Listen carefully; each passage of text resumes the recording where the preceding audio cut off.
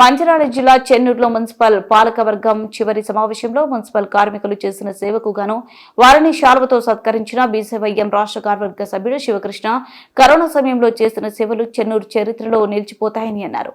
ఈ కార్యక్రమంలో municipal chairman అర్చన రామ్లాల్, స్థానిక కౌన్సిలర్లు, బీజేపీ నాయకులు వంశీ, విష్ణు తదితర నాయకులు, మున్సిపల్ సిబ్బంది పాల్గొన్నారు.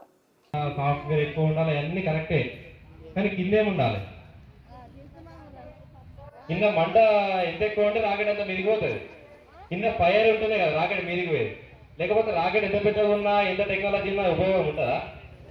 కాబట్టి మన మున్సిపాలిటీ కూడా రాకెట్ అక్కడ ఉన్న సిబ్బంది అయితే ఫైర్ మీరు అందరు మీరు లేకపోతే ఏం కాదు.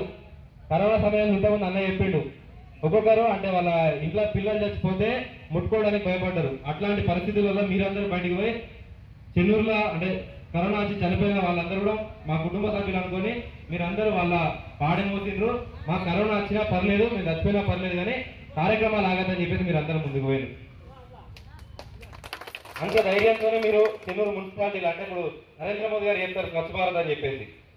స్వచ్ఛ చెన్నూరు అంటే ఇంకా క్లీన్గా ఉండడం. మన దగ్గర పండుగలు కామన్ అన్నా, పండుగలు ఏంటంటే ఏ పండుగ అయినా, దసరా అయినా, సంక్రాంతి అయినా, లేదంటే వినాయక నిమజ్జనాలైనా, అమ్మవారి నిమజ్జనాలైనా కానీ రాత్రంతా ప్రోగ్రాంలు ఉంటాయి. మన చెన్నూరులోకి అదేం చూస్తే అర్థం కాదు, రాత్రంతా ఉంటుంది మన దగ్గర, అవునా కదా?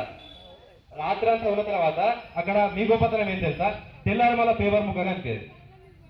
తెల్లారి ఎక్కడ కనిపిస్తుందా? అక్కడ అంత కష్టపడతారు మీరు అందరూ. ఇక్కడ ఒక చిన్న అంటే మీకు ఎంతో ఒత్తిడి వస్తుంది, జీతాలు టైంకి పడలే, కొన్నిసార్లు పడకున్నా ఎన్నో ఇబ్బందులు వచ్చినా కానీ మన చెత్త మనం తీసుకోవడానికే మనం ఇంకా ముందుకెళ్తాం. అట్లాంటిది మీరందరూ అంటే మన ప్రజలు వేసిన చెత్తని మన ఊరిని క్లీన్గా ఉంచడానికి మీరందరూ ముందుకు పోయి దాన్ని తప్పుగా అనుకోకుండా జీతం వస్తుందంటే ఎవరైనా చేస్తారని కొంతమంది మాట్లాడతారు. వాళ్ళు వచ్చి చేస్తారు, ఆ జీతం తీసుకొని చేయలేరు కదా. అది మీతోనే అవుతుంది. మీరు ఉండరు కాబట్టి చెన్నూరు ఇవాళ ఇంత క్లీన్గా ఉన్నది, మన మున్సిపాలిటీ ఇంత బాగున్నది అని చెప్పేసి తెలియజేస్తున్నాము. ఇవాళ జనవరి 26 రిపబ్లిక్ డే సందర్భంగా ఇవాళ పాలక వర్గం కూడా చివరి సమావేశం ఏర్పాటు చేసుకున్న సందర్భంగా మీరందరూ ఇప్పుడు జనరల్గా గెలిచిన వాళ్ళు ఏమవుతారు, ఎక్స్ అయిపోతారు, లేదంటే మళ్ళీ గెలిస్తే మళ్ళీ ఆ పదవులు ఉంటారు. కానీ గెలిచినా గెలవకున్నా కానీ మీరు ఎప్పుడు ఎక్స్ కాదు, మీరు మీ పదవి అట్లే ఉంటుంది. కాబట్టి మీరు ఇంకా ధైర్యంగా ఇంకా పెద్ద ఎత్తున ఇంకా మంచిగా మనం అందరం కలిసి పనిచేస్తున్నాం.